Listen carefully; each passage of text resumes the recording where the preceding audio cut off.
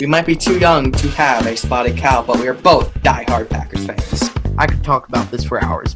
He was my legend. He was my quarterback one. Taysom Hill, forever in my heart. We have a kind of a reputation of being the young and diehard fans. How was that, Dr. Pepper Taysom? Amazing. Okay, good. Let's keep it under 25 minutes, all right?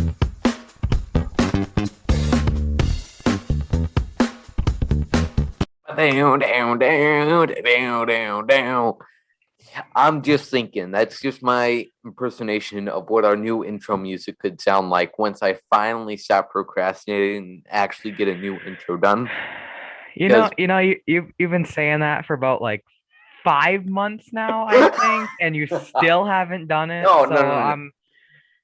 You're definitely confusing the first time I made the one we have now, though.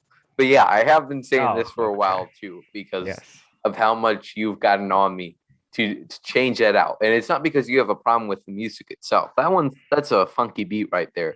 But it's specifically the clip, your scripted line of pretty much our motto, our mission statement of we're too young to have a spotted cow, but join us every week. Or maybe you say we're diehard Packers fans, whatever. You just heard the intro. You know what part I'm talking about. But eventually I'll get that new intro done. That's when like we were like new, like our first month of probably doing it, and I had like no experience at all. So that's my excuse. So every single one of those clips, I was just lazy. So I was like, okay, let me just get these clips from one singular episode, even though I have all of them saved on my computer. Let me just get the clips from this one episode, put some random stuff in there so it sounds like we're having a fun time. And we do it every time. But yeah, that's what our intro is. I'll get that done someday. If I have free time this weekend, I'll get it done. Or maybe that's a bye-week activity for me. That's what you said the past 5 times you've told me that you were gonna do it. So that is true. Yeah. I also told you quite a bit. Like a year ago when you asked me to make you a Instagram profile picture for your Jamal Williams fan page, I told you quite a bit. Oh yeah, I'm almost done with that. Then it never happened. Oh yeah, I remember that. Yeah, that never happened. Anyways, okay, we can stop talking about my false promises. Yeah, and that's why I don't trust you anymore. Anyways, let's do it, folks. I'm Joey, joining you from St. Louis, and we got Big B joining us from the Upper Peninsula in Michigan. We are ready to delve into some exciting Packers stuff. We got quite a handful of topics as it is Minnesota Vikings week, a rival week. And we got some topics to talk about. We'll recap the Seattle Seahawks game. We'll talk about Big B's big news, Channel 26, NBC 26 debut. And then I actually put myself through a 30-minute episode of a Minnesota Vikings podcast that I found. It was torture, but it was also kind of cute to hear them have hope. And like they were literally talking about, I made it to the end. I was kind of like zoning out a little bit, not paying as much attention. And then I'm like, wait, are they talking about Minnesota Vikings playoff hopes? Like, what? Like they were literally talking. Okay, if they beat the Packers, what are the odds that they dominate in the playoffs? I'm like, what? What is going on here? They had some fun segments, though. If I was struck by the devil and had to be a Vikings fan, I'd enjoy their podcasts. But luckily, God likes me. Oh, Jesus. Okay. But all right. So yeah, we'll get into that Minnesota Vikings preview, and it should be a fun time. But Big B, if you didn't hear, bought some stock, so I'm actually privileged to be talking to an NFL owner today. I'm gonna try to get mine eventually. But with this, Rachel Hotmeyer, wonderful Rachel Hotmeyer, our friend at NBC 26, she was doing a whole segment for her news channel on Packers fans that were looking to finally get some stock after passing up or not being able to back in 2011, their last stock sale. And she interviewed a handful of fans. And then also, just because she's so close with Packers Twitter, and she knows so many people from there. She interviewed Big B and also 3 other great people, Perry, Maggie, and Tom. But Big B had a great news segment. I was streaming it, and I was like, there he goes. Look at him go. Big B, how did it feel to make your news debut? Well, I was very nervous because I didn't know what to expect. This was like my first time going on Zoom for like a news thingamabob. And it was pretty fun. I had a great time talking with Rachel, as I never done before. But as always, great time talking with people in the Packer world. Yep. And yeah, we talked for about 4 minutes, just a couple conversations. Of course, only one got in there, but we all know that happens in the news. Yeah, that's what's like so not weird or whatever to me, but just like, and not only kind of that setting where they're looking for witness interviews in a typical case or just like town people interviews, but also in like bigger interviews with celebrities, even like they're asking so many questions and they're just looking for that one golden clip. Rachel obviously wasn't trying to manipulate you, but yeah, I know. Let's roll your interview clip. Got really excited because I've been looking forward to them doing this again, and my mom just said, "Hey, I'll just buy this for your birthday present this year." Okay, there it is. Great job, Big B. How does it feel any different now being a Green Bay Packers owner?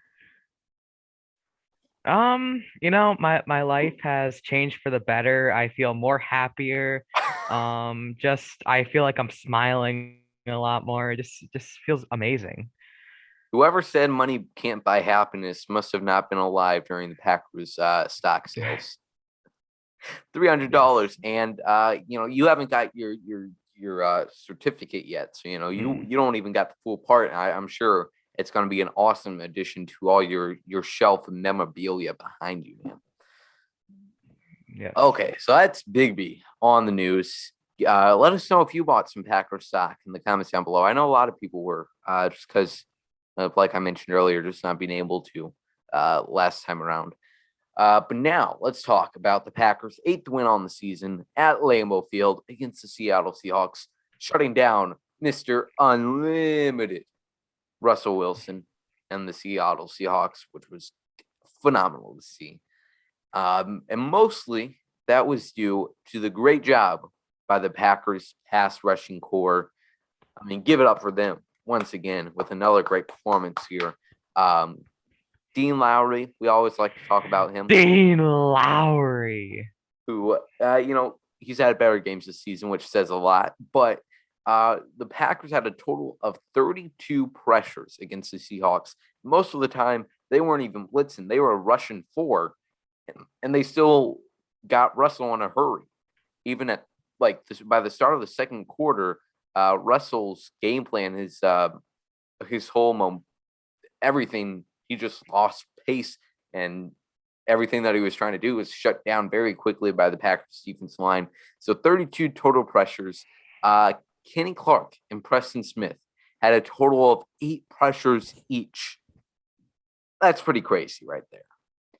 And we'll talk about Preston Smith and Kenny Clark and how they're going to have to help each other out this week against Minnesota later on. But so Kenny, Preston, 8 pressures each. Rashawn Gary getting 4. TJ Sladen, Dean Lowry, and Whitney Merciless each getting 3. So really good numbers right there. Total of 3 sacks for Green Bay. But if you watch the game, you could see that Russell was in a hurry for a majority of the time on offense. Who I want to cherry pick from this group right here is TJ Sladen. We talked about it lightly last week. We'll talk about it lightly again this week. He had a good game and some limited snaps. I mean, he had Kenny Clark go out after the first half against Kansas City. He played pretty good. Played pretty good this week. I like what I'm seeing from TJ Sladen for a 5th-round draft pick with unlimited playing time. I like to see it. And I wanted to talk about another power of the Packers defense, and that is the secondary, and specifically their duo of safeties. I put out a video over on the YouTube this Wednesday talking about the Packers secondary and how Adrian Amos and Darnell Savage have played a really key part in that. I wanted to bring up a tweet from Mike Renner from PFF. And he's not saying anything super informational or informative, nothing really new, but he says they don't get a ton of love because you rarely see them on broadcast angle, but Darnell Savage and Adrian Amos have been the secret sauce to the Packers' defensive success. Best safety duo in the NFL. And, I'm not acting like, oh yeah, I completely agree with you. They never show up on the broadcast, but when I watch that all 22, I see them. So I don't watch all 22, but I'll take Mike's word for it because I know Adrian and Darnell are just that epic, dude. I'll take Mike's word for it that they're great on the all 22 too. And I know for a fact they are better than some of the Packers safeties of the past. They're better than Tramon Williams was at safety.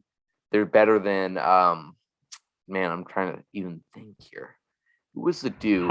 Clinton Dix. Clinton Dix. Yeah, that's pretty brave of you to admit. I know.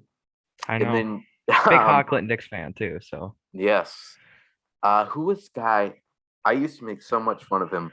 But speaking of Minnesota, it was a week 2 game that ended in a tie. I think it was in 2018, and he lets up a bad touchdown to Adam Thielen. Oh, shoot! That's gonna bug me. I cannot recall his name. I might have to look this up here, but I think he was on the practice squad for a long time. But the only reason I care about this so much is because I hated him every second after this play. So let me look this up. Was it Jermaine Whitehead? That might be it, and that's another good one. Either way, even if it's not him. Shoot. Yes. I cannot find it. But anyways, Packers have had some bad safeties. So to fast forward to now and them having a great duo, it's pretty phenomenal to watch. Adrian Amos should have had at least 2 interceptions against Seattle. He had a pretty easy one. But then on that last drive, Russell Wilson, it was pretty much impossible for him to take a deep shot just because of how good Amos was playing, just lockdown coverage.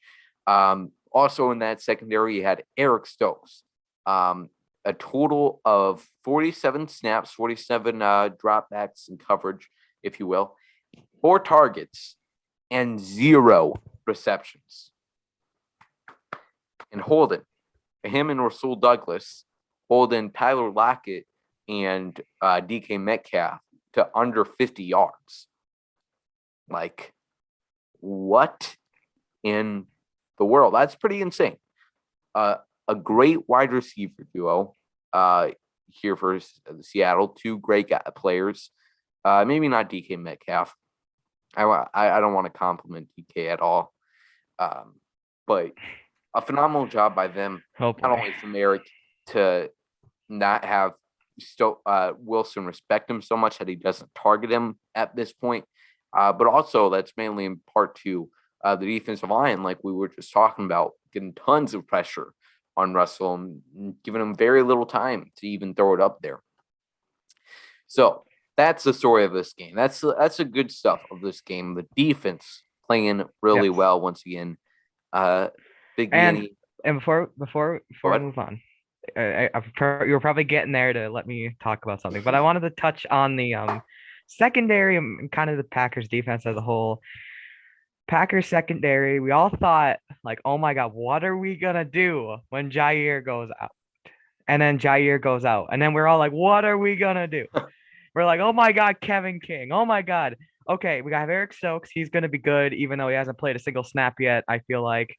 And no matter who they plugged in, and this goes for the defense as a whole, no matter who they plugged into any position, they have seemed like they have played a lot better.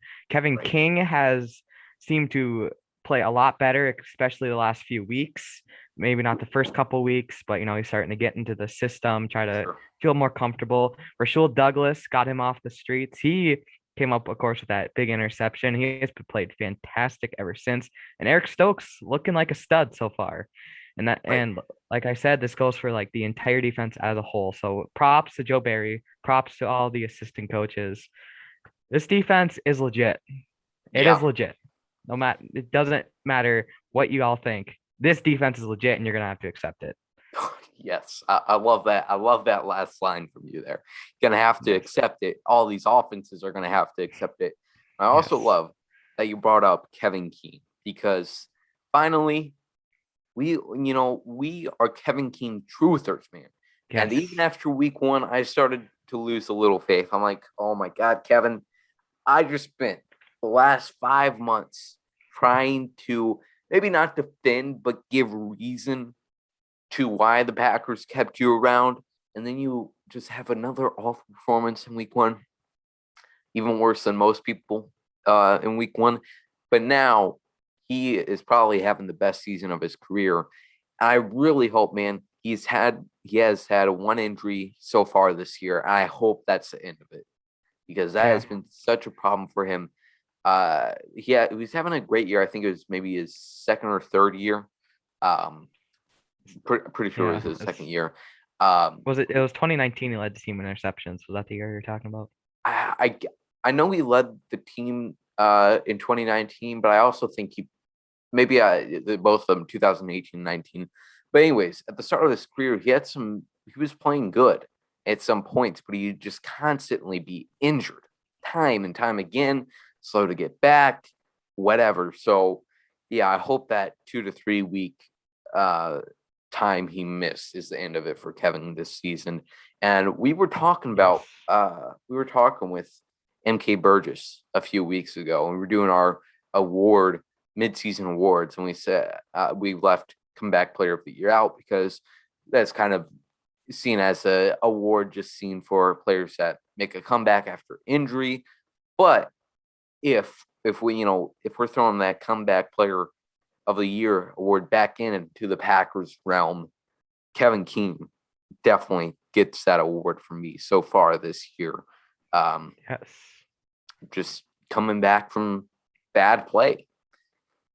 So that's that. Kevin Keane, great job. And they have a pretty, even looking at it now, I hate because I feel like every single Packers podcast out there, every single week now at this point, is just like, hey guys, this defense is good. It's like, okay, yes, it's week 10. We get it. But this Packers defense is good. So yes, that's that. And finally, you don't need us to tell you any more of that. So hopefully they continue it throughout this final stretch here. Yeah. Now let's move on to the offensive side of the ball here. And first, I want to talk about Aaron Rodgers, and then we'll talk about some other things. Aaron Rodgers was not at practice all week leading up to Seattle, still on the COVID list. He was activated Saturday. He was involved in virtual meetings afterwards, so he was able to be involved in the game plan. He also had films of practice just to see what they were kind of doing. But look, buddy, especially in that first and second quarter, Aaron Rodgers did not. He was definitely off. And I think some people have already forgotten about in Arizona. Also, those first 2 or 3 quarters, he was off. The first quarter from him, he was straight up inaccurate. And obviously, they ended up getting the win there. But yeah, and I feel like I've had this thought a few times before. I feel like the only time we ever talk about Aaron Rodgers on this show, instead of just if we're not just glancing over him because it's the usual performance from oh yeah, Aaron played great, good stats, whatever. The only time we actually dive deep into his play is when he plays bad. And here we are once again. I feel bad. He's a friend of the show, I feel like that goes for almost a lot of players. I feel like we dive into their performance when they're terrible, not when they're great, but when they're terrible. I just find that funny. For sure, especially because we're just used to a lot of them. Devontae Adams, though, we never. He never has a bad week really, and if he does, we'll just it's Rodgers' fault, obviously. But yeah, I'm not here to say this is it, people. Aaron Rodgers is clearly falling off, and I get to fight for my narrative that Jordan Love it's his time. Because Jordan Love wasn't good against Kansas City either. But all No. in a vacuum. I'm not trying to make any other points from this. I'm not trying to imply anything. I'm just saying Aaron Rodgers has not played like Aaron Rodgers against Arizona or Seattle. All right. Now let's talk about A.J. Dillon, the running back, man. And so funny to me because I go around watching various different streams during the game. So like Tom Grossi, Matt Ramage, Cheesehead TV. I kind of check in variously with them. So I never hear the broadcast. And I'm a fan of Tony Romo and Jim Nance. I like them as broadcast duo. And I don't hear them, well, one, because they rarely commentate NFC games, but also Packers games. Like we get one Tony Romo game per season. But anyways, that's not even related. But when I was rewatching broadcasts of this game, Tony or Jim said that in their broadcast meeting the day before with Matt LaFleur, he said something like, "Oh, I really like what AJ Dillon is doing, man.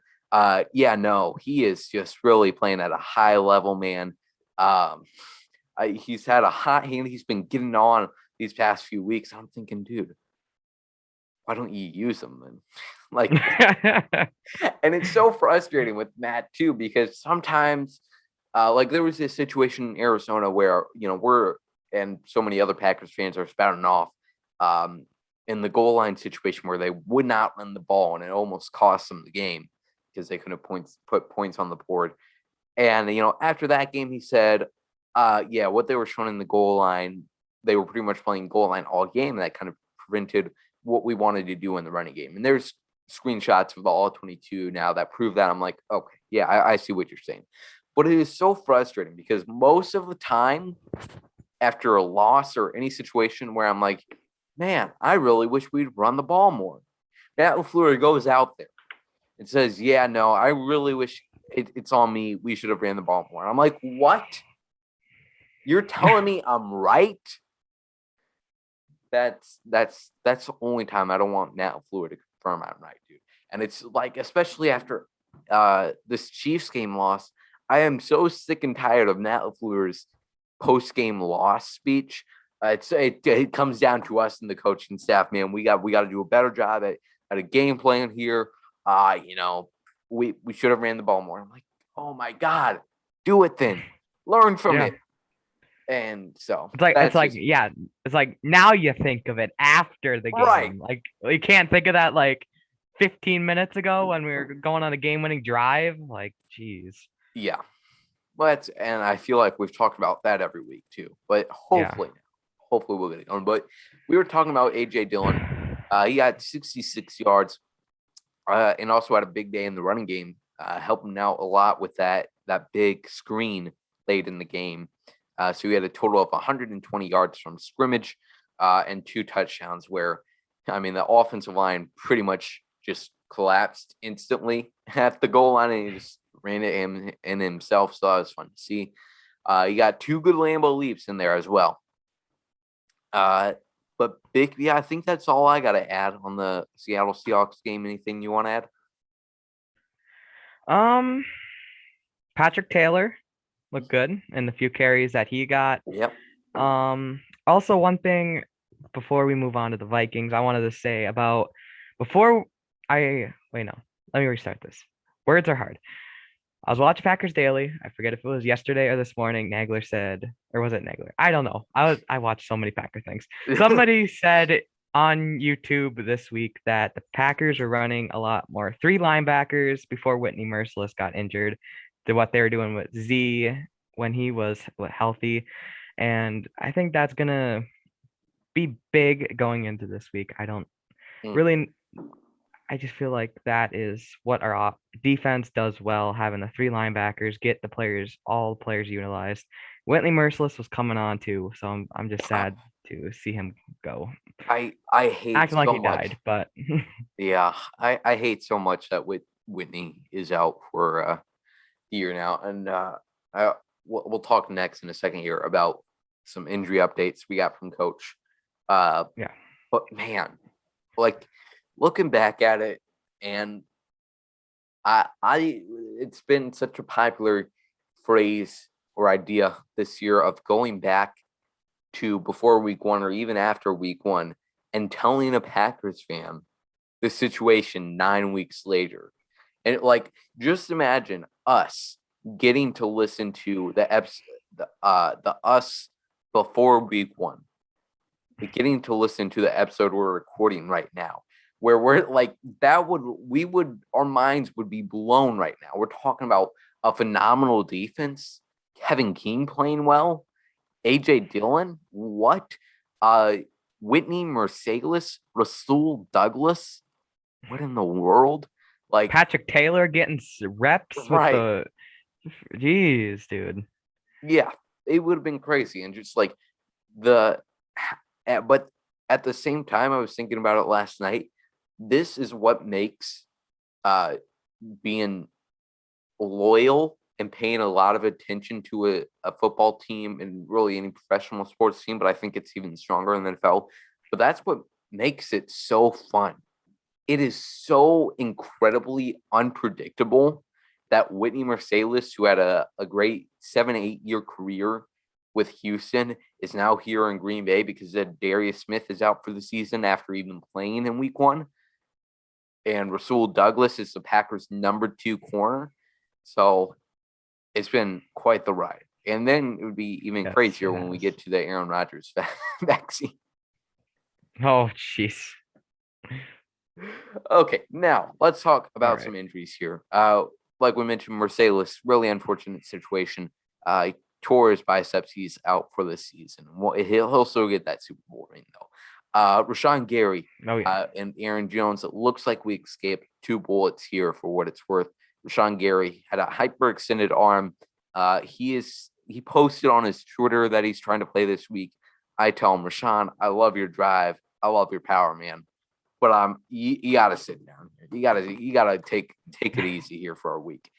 And then Aaron Jones sprained his MCL and will be out for 1 to 2 weeks, which MCL is worse, or no, it's much better of a situation than an ACL, which was initially the feared case, especially after Tracy Wilson's reporting live from the sideline that he was in tears talking to his family on the sideline. It was a very scary situation, but glad that's only MCL sprain. And it was so funny because I love the Packers YouTube chat on their press conferences because people. Oh, I do not. I hate that thing with a burning passion. I don't know what the hell you are talking about. That's all of you. All right, I'll let you have the floor for this one. I'm excited to see where this one goes. Because, I used to be in the same boat as you, and it does get me angry sometimes. And it got me angry initially this past week and when I was tuning in. But at a certain point, I just started laughing about it. I'm like, what is going on here? My favorites are always the people that think this is like a like the press conferences are like a fan Q&A and people can just like leave their questions in the chat. That's funny. That is funny. I'll give you that one. That is pretty funny. Yeah, or like it's like they're actually in the Zoom chat and they're just like making suggestions to reporters, which is hilarious. But the YouTube chat, it took many different directions this week. I think we should make this a weekly segment telling people who missed it the many different topics talked about on the Packers YouTube chat. There's a lot of talk about Rodgers and the vaccine, whatever, stupidly enough. But this guy, I think, he had the right spirit, but he was a little misunderstanding. He said in the chat, he said, so glad it's only an ACL tear for Aaron Jones, only out for 1 to 2 weeks. Like, he's got the spirit. He's got the right attitude, but man, he's a little confused, But yeah, that definitely gives me Facebook vibes. Oh, for sure. Yeah, that's somebody like the dude in charge of reporting the news to the Packers Facebook group would put in there like, Aaron Jones, great news. Aaron Jones only tore his ACL. So that kind of cracked me up. Just wanted to add that in there. Okay. Let's talk. I wanted to give a shout out to our buddy Matt Ramage. And I mentioned him earlier about his watch party, but he posted a video to his Twitter. He posted a lot of videos to his Twitter of his watch party that he's been having these past few weeks. He said he had a chance to go to the game this past week, but he passed because he wanted to do his watch party again. So that's awesome. He purchased a couch for the studio now. It's a pretty phenomenal setup, and he's got literally, I'll show a clip of it in a second for our YouTube viewers. But he's got like a wall next to him, and he's got a whiteboard that he's writing the score on. No graphics, no anything, just Matt Ramage having a beer and watching the Packers game. It's pretty phenomenal content. And the one clip I wanted to point out from this is his reaction to his guy. He loves Preston Smith. He's had him on the show before. So Matt's reaction to Preston Smith dominating Zach on Russell Wilson on that final drive. Second down to 10. Packers up 17-0. Russell Wilson the shotgun. Let's contain the shutout, baby. Shutting out the Seahawks would make. All right, we got pressure on him. He's rolling to his right. Preston Smith, my freaking guy. Preston Smith. Oh! That's what I'm talking about. Preston Smith, baby. Oh! This defense is so good. This defense is so good at football. Woo! Let's drink to that, baby. Oh, Preston. Look at him. Shout out to Preston Smith, baby. Oh, my goodness. I just watched that. I just pulled it up for like the 40th time. That is just a phenomenal clip. I don't know why Matt Ramage isn't in that little sponsored Packers fan Hall of Fame thing they got going on. Like, that clip alone should get him inducted. Like, that was absolutely phenomenal. He's just screaming his head off. I don't need to give you a secondhand commentary, but what is there not to love about Matt Ramage in that clip? I love it, dude. I love it. Matt Ramage, dude, one of the good ones out there. If you're getting tired of the commentators on TV, check out at least one of the watch parties that the people on Packers YouTube do, because they're always entertaining. Oh yeah. So let's talk about now. I don't even want to get into this Aaron Rodgers vaccine mess, and we're not going. I hate that I even want to bring this up, but there was some terrible questions to Aaron Rodgers in his press conference after the game. I'm just watching it. I'm like, guys. I hate the state of press conferences now and media interviews with NFL players. I say this like I was around before the age it is now with Instagram and social media, because everybody is really, because they're not looking. Most people aren't looking at for a quote that they're going to use, a long-developed quote, long-developed story that they're going to use in a story or article they're going to publish. People are looking for now a little quote that can make them go viral. They're looking for a funny thing that the NFL will repost on their Instagram, whatever, that will get them a lot of recognition. Like, they aren't looking for actual good answers from Aaron Rodgers or NFL quarterbacks, any athlete in general. And I think that should be the purpose of press conferences. That is. And so now people, like, it's just the same generic questions week in and week out. Like, after a loss, after a win, you can always count on somebody to ask them like the most basic question. Aaron, can you just talk us through your emotions right now? Oh my God. Yes, Aaron. That's the question I really need to hear Aaron answer.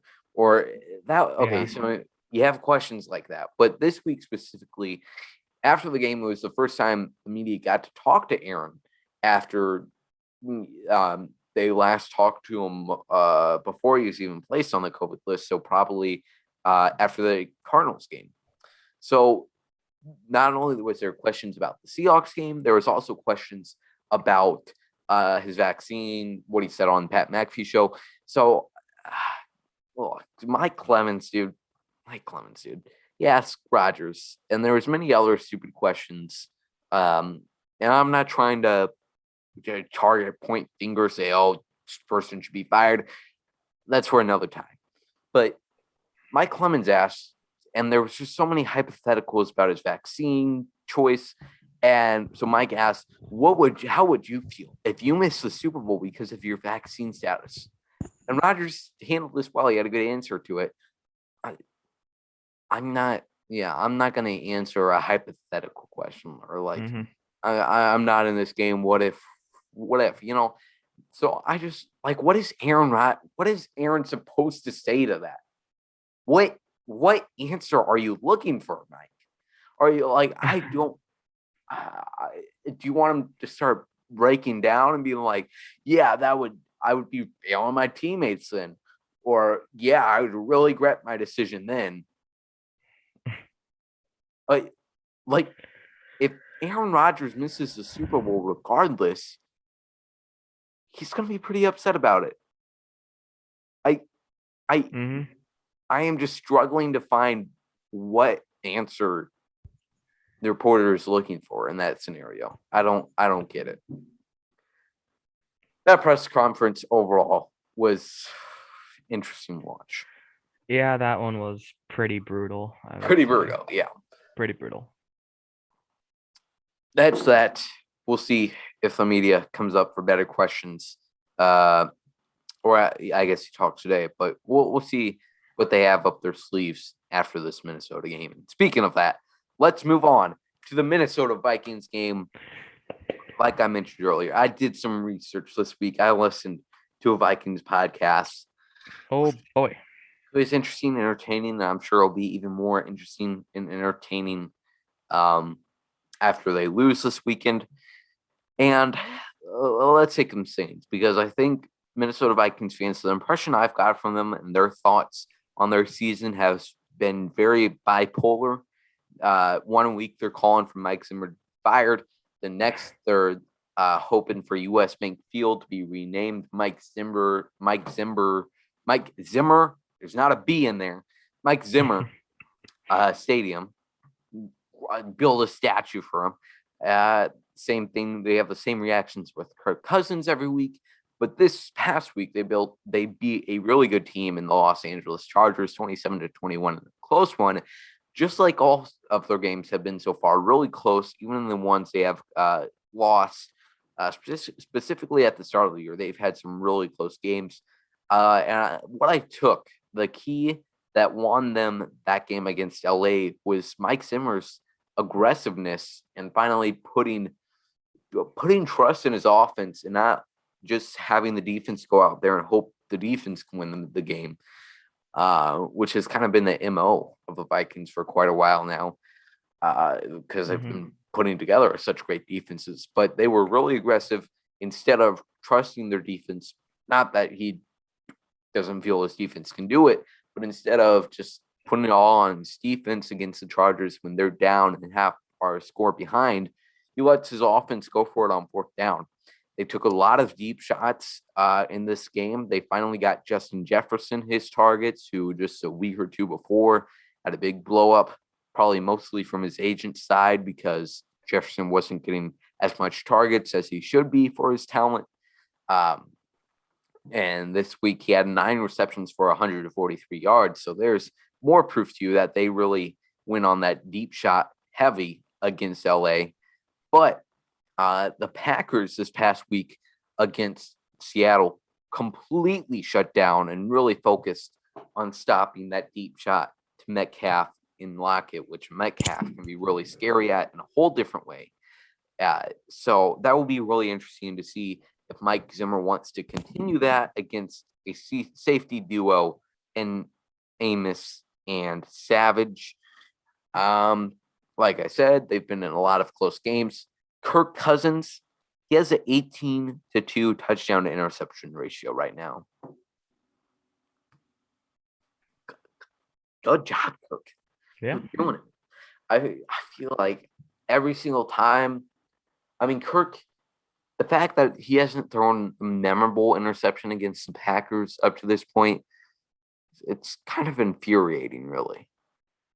That Kevin King one in the 2019 game. That one was pretty memorable. True. I still remember that one. True. I'm trying to think back. 2019, where they won the division in Minnesota? 29. Yep. Okay. That was a really good game. Yes, that was. Yeah, I think I know what player you're talking about. But yeah, Kirk, you gotta pick him. You gotta have one this weekend. They got a situation with Dalvin Cook going on, but he's a really good player. He's going to play this week. 648 yards, 4.8 average yard per carry, and only 3 touchdowns at this point. Big B, what have you thought about the NFC North rival Minnesota Vikings this season? Well, I'm going to piggyback off of Dalvin Cook, what you said about Dalvin Cook, that about the Packers. Packers haven't let up a 100-yard rusher all year. All freaking year. Packers haven't let up a 100-yard rusher, so that will be something to keep an eye on this week versus Dalvin Cook, who seems to absolutely destroy us, I feel like, every single time we play him. So that's not scary at all. And another little thing I found was that Kirk Cousins, when he throws over 250 yards, he is Vikings are 4-1, have a record of 4-1, and when he throws under 250 yards, they are 0-4. So that's interesting. That's a very interesting stat I found on the social medias. That's an interesting one. I don't know what to make of it, really. Yeah.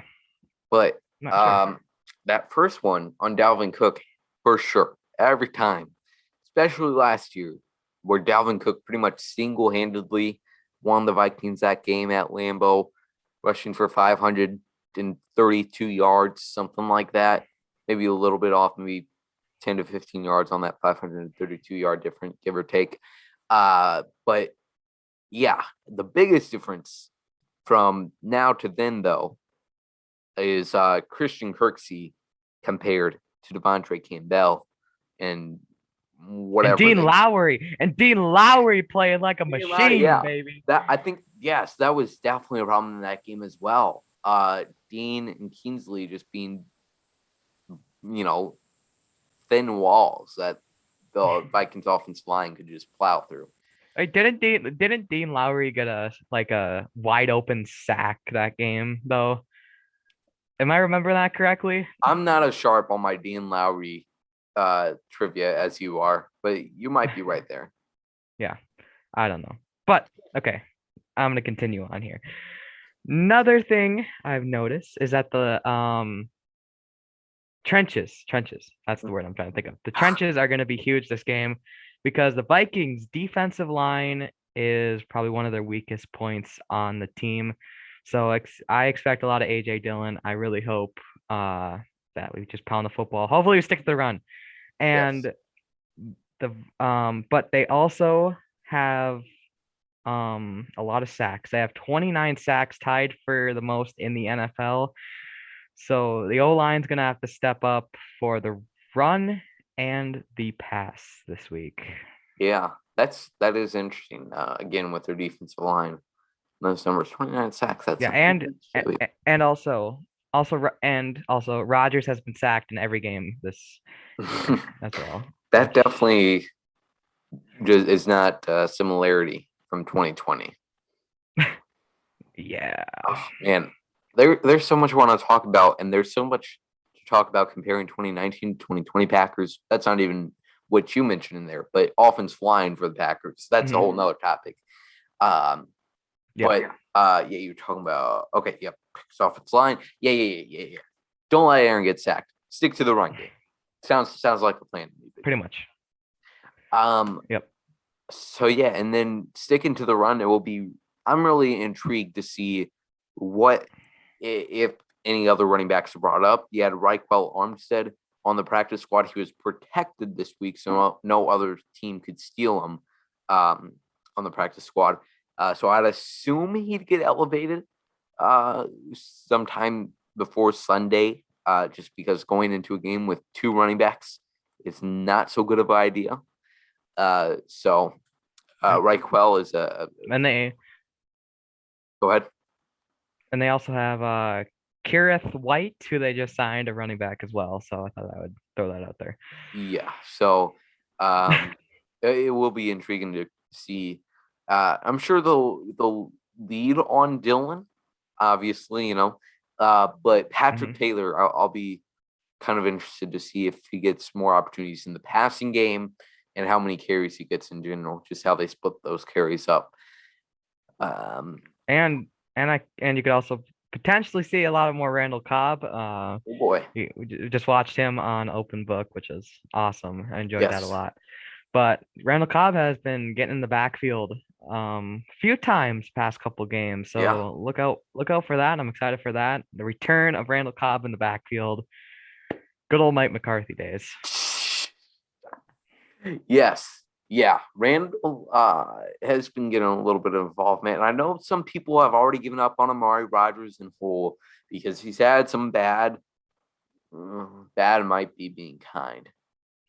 But I'll be kind to Amari and I'll say he's had some bad punt return experiences. But don't give up on his involvement in the offense yet. So yeah, Randall Cobb, Amari Rodgers possibly going to have to take the load off of A.J. Dillon and then unexperienced running back and Patrick Taylor this upcoming week. And yeah, so that'd be interesting, fun to see what Packers' offensive game plan will be. Hopefully they can get things going quick, which they've kind of struggled at this season so far. One thing I want to bring up on the defensive side of the ball, and then we'll maybe give some bold predictions. You mentioned Randall Cobb on Open Book. If you missed that, go to Game on Wisconsin's YouTube channel. Great people over there. And go check out Randall Cobb's interview on Open Book with Jen, Zach, and Eli. It was awesome. I love Randall Cobb's attire. Dude's got the purple hoodie on. Just like a white hoodie, some clear glasses. Dude was rocking it though. Oh yeah, he always has my vote for the best dressed Packer for sure. Billy Turner. That's he's in a whole different realm. I'm not saying that for good or bad. He's just Billy Turner's style is just undefined, really. Yes. Where are we going with this? Randall Cobb. I don't. Check him out on Game of Wisconsin. Okay. The final point I wanted to bring up was about Kenny Clark helping out Preston Smith, which we mentioned earlier at the very start of the episode, both of them having 8 total pressures against Seattle. And now Preston, without Rashawn most likely on his other side, the only outside linebacker who's going to have with him is more than likely going to be Jonathan Garvin and Tip Galley. I know there's an N somewhere in there, but I'm not going to try. They also signed Ladarius Hamilton back to the practice squad. But Garvin and Galley are probably going to be the 2 outside linebackers with him this week. So Kenny Clark is going to have to help him Preston's out a ton by getting some pressure on, collapsing the center of that offensive line on a pretty bad center, Garrett Bradbury. That's just a word on the street. Garrett Bradbury is not good. Yes, but Preston Smith, man, that was such a move this offseason to reduce his contract or whatever they did. I don't remember. Yeah. But he coming off not very good statistical season for Preston Smith. All the fans are doubting him. To come to perform this season like he has and absolutely balled out, it's just amazing. I love Preston Smith so much, and I'm so glad he's a Green Bay Packer. Tip of the cap to birthday boy today as we're recording this Preston Smith. Oh yeah, happy birthday. Yeah. Happy birthday. We've talked about him a lot, and there's just I love this 2021 Packers defense. Like I was planning not to have a bye week episode, but there's just so much I want to talk about on the defense that we can't fit into our our target time for each for episodes. Not that that exists, whatever. But I love this defense. There's so much to talk about with it. And yeah, hopefully another great Preston performance this week. Now, Big B, let's end it off with this. What are you some bold predictions you have against Minnesota? It can be all the way out there, like we like to have fun with it, or whatever. Let's hear your bold prediction this week. Ooh, man. Bold prediction. I would say Dean Lowry is going to get 10 sacks, but I already used that one a few weeks ago. So let me go with that's very difficult. You go. I can't think right now. Here's what I'm on the thinking. spot. I'm thinking Alan Lazard is going to have a bounce back week after missing 2 deep targets from Aaron Rodgers last week. I think he's going to bounce back here and do some damage on that Viking secondary. At least 100 yards round. I don't even want to say at least 100 yards. I'm thinking more in the 80 range, but I want to be bold. I don't want to be italics. I don't want to be underlined. I want to be bold. Have you thought of your prediction yet? Yes, and I'm gonna Jeopardy music in post. I'm gonna go with Kevin King Ooh. will get the game-winning interception versus the Vikings. Book it. That's what I pick. That would be the most 2021 Packers season thing to ever happen. Right? Well, I think we're going to end it off here. That was just as fun as I imagined it being when I was putting crap ton of stuff in our script this week. Hopefully you guys enjoyed it just as much as we did. If you did, make sure to hit that like button if you're watching this on the YouTubes. Follow us on all the social media. Subscribe to our YouTube if you're not yet, because we got a lot of content that we put out when we can. And we really appreciate all the support we get. Big B, any final thoughts till we throw it to our classic intro and outro music? Let's see here. Jamal Williams is still the GOAT. Wish he was on this Packer team. That's the reason why our offense sucks, by the way. It's because we didn't get because Jamal Williams is not playing for the Packers. That's it. I don't know about that. But that's my final words. You just made me think of Tim Boyle, who might be getting a start this week. By the time this episode goes out, that might be a different situation. But Goff is hurt with and he has an oblique injury, and he also has a severe case of sucking at playing quarterback. He'll up soon, Jared. So it looks like Timmy might get his opportunity this week against Cleveland. So I'll definitely be tuning into that. Thanks, everybody, for watching. We'll talk to you later. Go, Pack, go.